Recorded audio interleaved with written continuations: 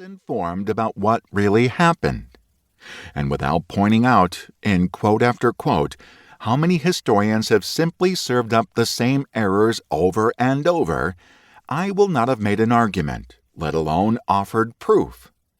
At no time was I interested in attacking anyone. But if something is wrong, it is wrong.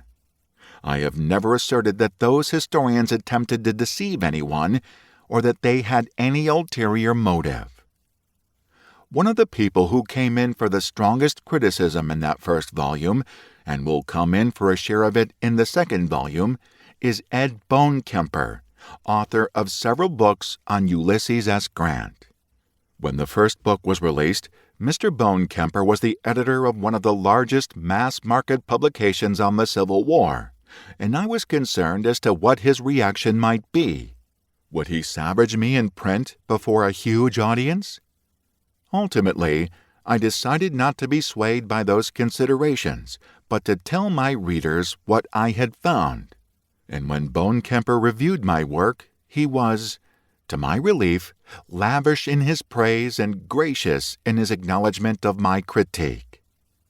As historian Larry Daniel once told me, disagreeing is how we advance the field.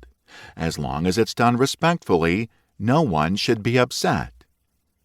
I met much the same reaction from other historians, although one whose work I was critical of apparently encouraged a graduate student to make a slashing attack in a biased review, replete with ample evidence that he had missed the entire point of the book.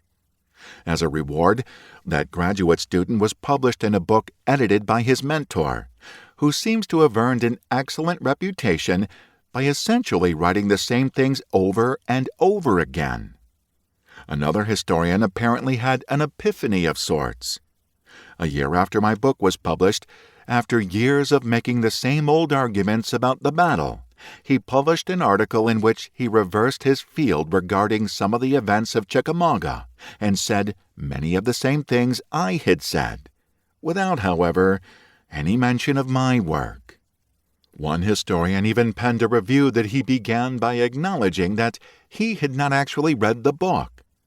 But since he had been told that it disagreed with his own work, he was not impressed by it, and went on to write an unfavorable review of a book he admittedly had not read. And small wonder.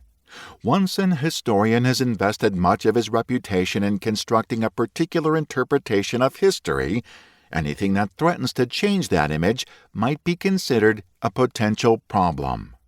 My work, and that of others who are following the same path, David Moore, David Powell, Joseph Rose, Rob Girardi and Paula Walker, Philip Lee, and Diane Monroe Smith, to name only a few who are examining Grant in a new and more critical light, promises to hold up a mirror, which may be unflattering at times, not only to Grant, but to historians who have relied heavily on his writings.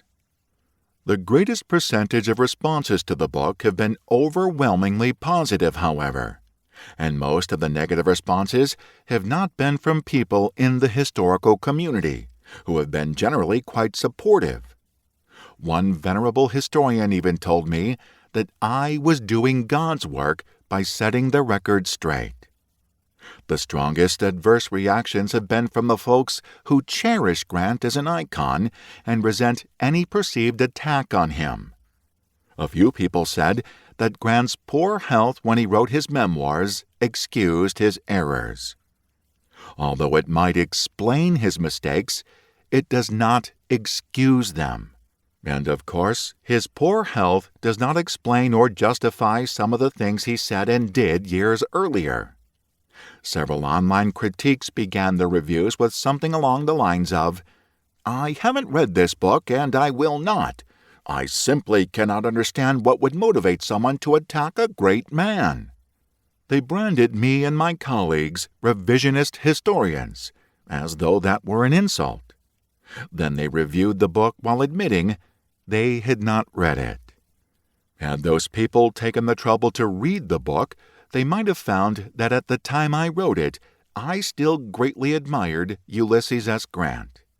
I simply viewed him as someone who did not take criticism well.